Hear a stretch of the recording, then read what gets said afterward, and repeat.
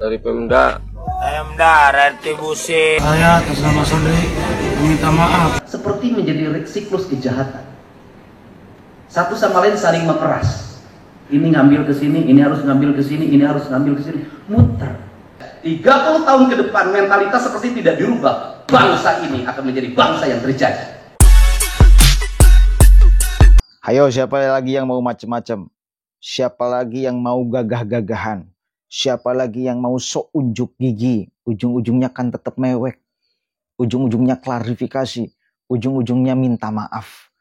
Ini pentingnya, luar biasanya media sosial membantu kita di dalam banyak hal.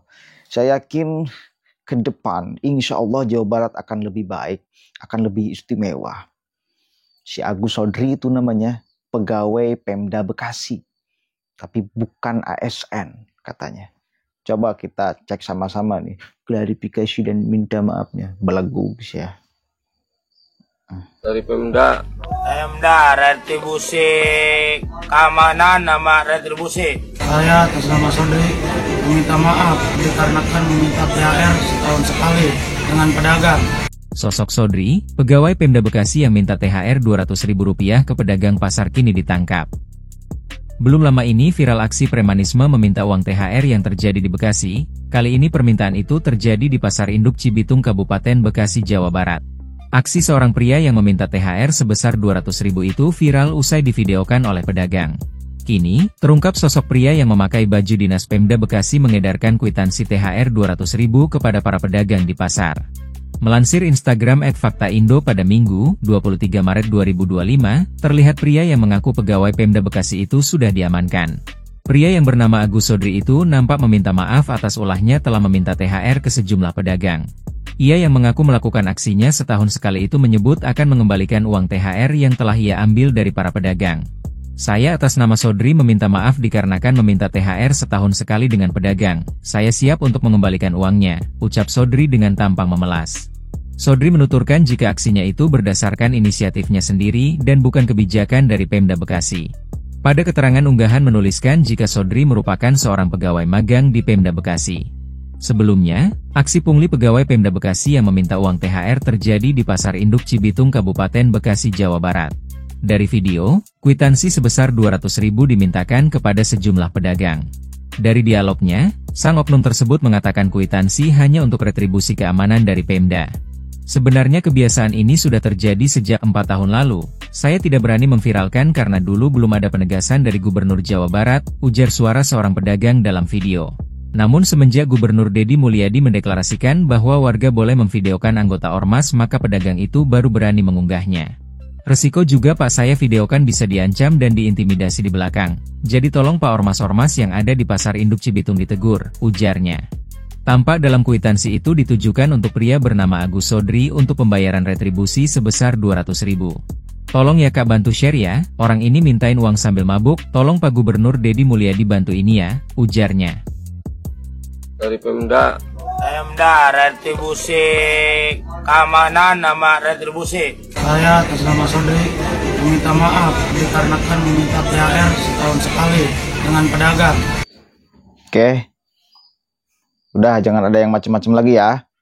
Ini untuk semua warga Jawa Barat dan saya kira ini penting juga untuk seluruh warga Indonesia untuk menyimak pidato Kang Deddy tadi malam di depan para pejabat dan ASN. Ini bagi saya spektakuler sekali pikiran beliau. Memikirkan di ruang pendidikan mental manusia Indonesia dan tujuan beliau menciptakan kanal YouTube itu untuk apa? Beliau terangkan di sana. Dan saya melihat seminggu menjelang puasa itu para kepala dinas sembunyi. Bupati sembunyi karena dikejar tim sukses minta THR. Sekda sembunyi. Semua orang depresi. Kenapa depresi? Dia memikirkan bekal THR untuk di rumahnya karena terbatas. Dia nyari duit ke sana kemari untuk memenuhi A, B, C, D. Akhirnya apa? Seperti menjadi siklus kejahatan. Satu sama lain saling memeras. Ini ngambil ke sini, ini harus ngambil ke sini, ini harus ngambil ke sini. Muter. Saya katakan, jangan-jangan esensi dari Idul Fitrinya nggak ada. Mari kita bersama-sama hari ini deh. Udah deh, Ramadan jangan diidentikan dengan kita harus setor, capek, ngumpul-ngumpul, setelah kumpul dibagikan habis, kan tidak ada maknanya. Itu mari kita bersama-sama maknai sebuah bencana yang dialami oleh rakyat Jabar adalah sebuah fenomena alam untuk mengikatkan kita agar melakukan taubat. Dalam bahasa saya adalah taubat ekologi. Ada Kang Eep, dulu waktu saya nyalon wakil gubernur pernah jadi konsultan saya. Kemarin ketika nyalon gubernur, saya kebetulan nggak pakai konsultan. Tepuk tangan ya. Dan hadir Kang Eep bukan untuk mengkonsultani politik, karena ini akan menjadi berita sesuatu. Kang Eep bertemu Kang Deddy, jangan-jangan persiapan ke depan ya. Kang Eep datang ke sini untuk mengkonsultasikan pembangunan SMA Cibarusah. Yang SMA Cibarusah itu sekolah yang tidak memiliki tanah. Dan di Jawa Barat itu ada 9 SMA yang tidak punya tanah, yang 1 digugat. Kenapa itu terjadi? Karena pejabat perencana kegiatan pemerintahnya tidak melihat skala prioritas, tidak berkuasa. Bagaimana tidak membaca skala prioritas? Hal yang tidak penting seperti alat peraga,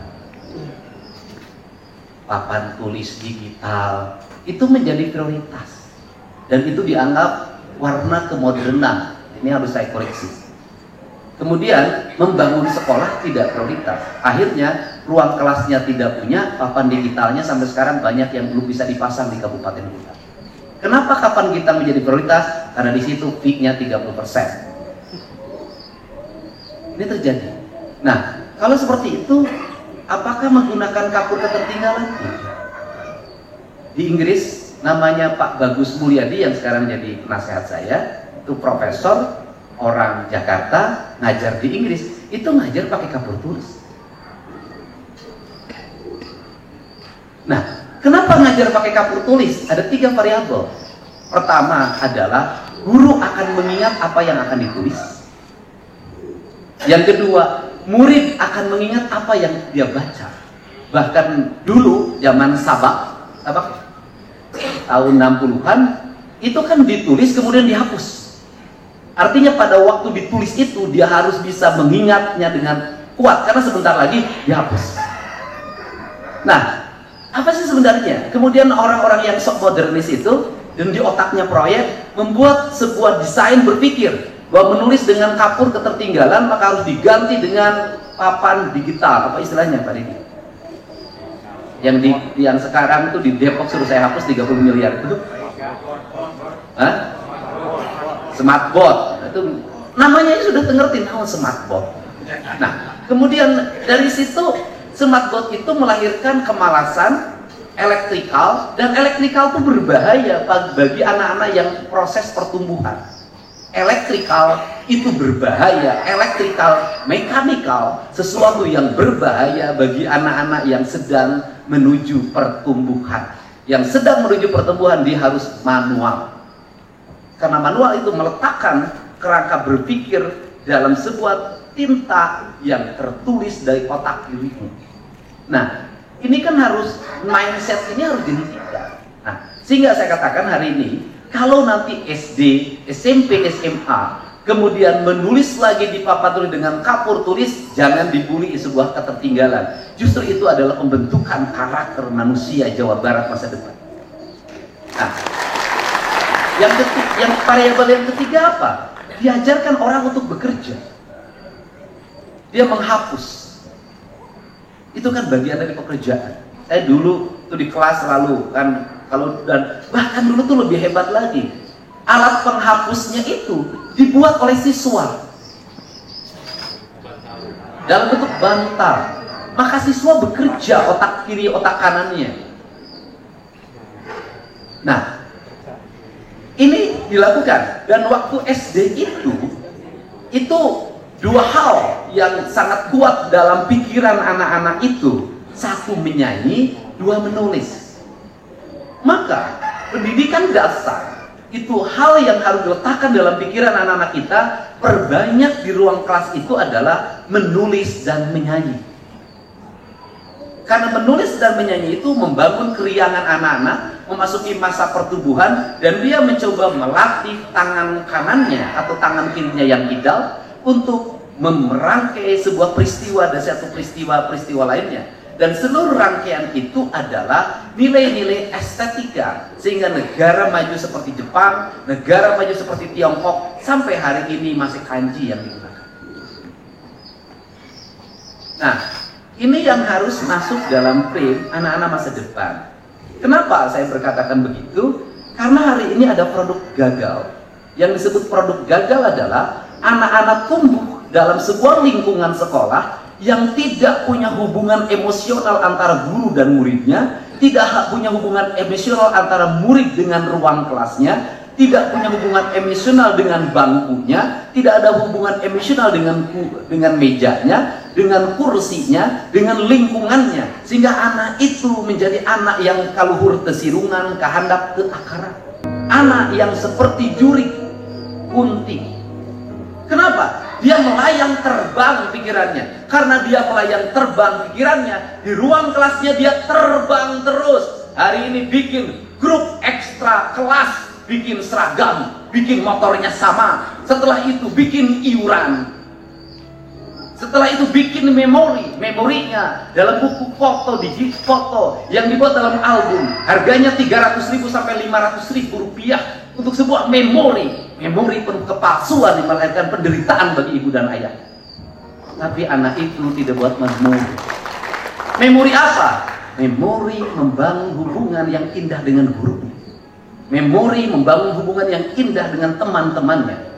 Memori yang membangun hubungan indah di ruang kelasnya.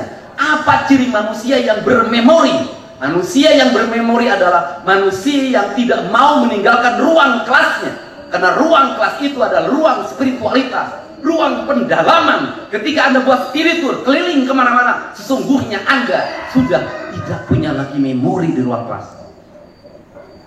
Ini yang saya maksud.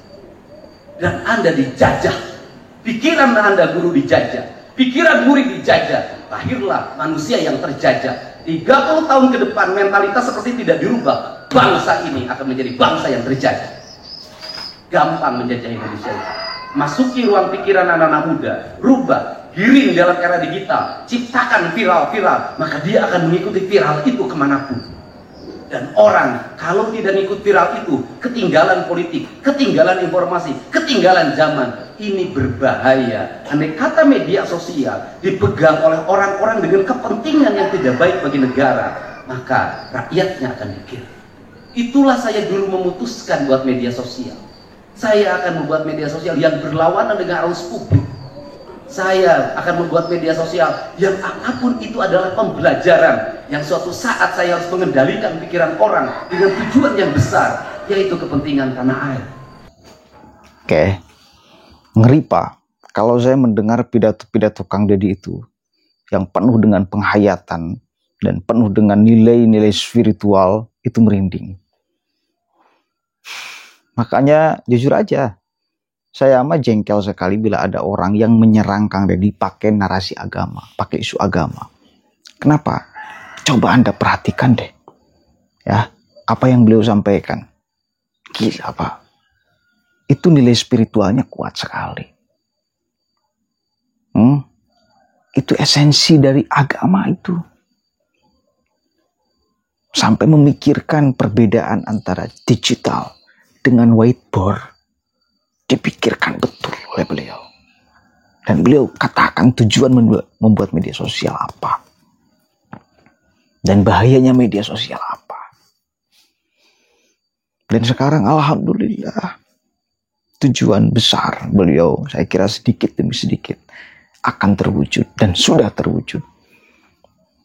Menggiring pikiran publik untuk kembali kepada kesadaran dirinya, kesadaran spiritualnya,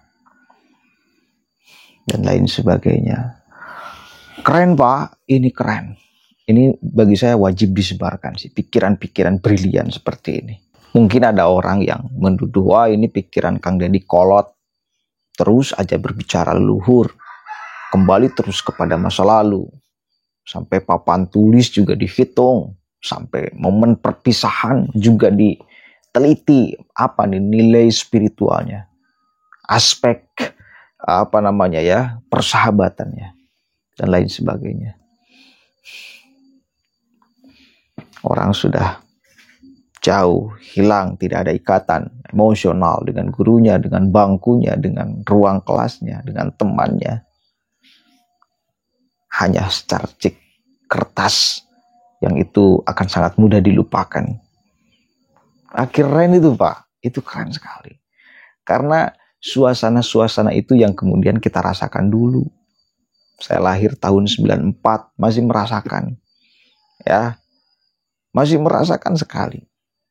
Bergaul dengan teman-teman di ruang kelas, bercanda ria, tidak memikirkan album, tidak ada handphone, belum lah, setidaknya belum ada handphone. Kalau ada handphone juga belum ada yang canggih-canggih, belum lah, kalau SD belum. Saya itu pegang HP, tahu HP itu SMA, kelas 2 SMA. Ya, tahu HP itu kelas 2 SMA. SD, SMP, alhamdulillah terselamatkan.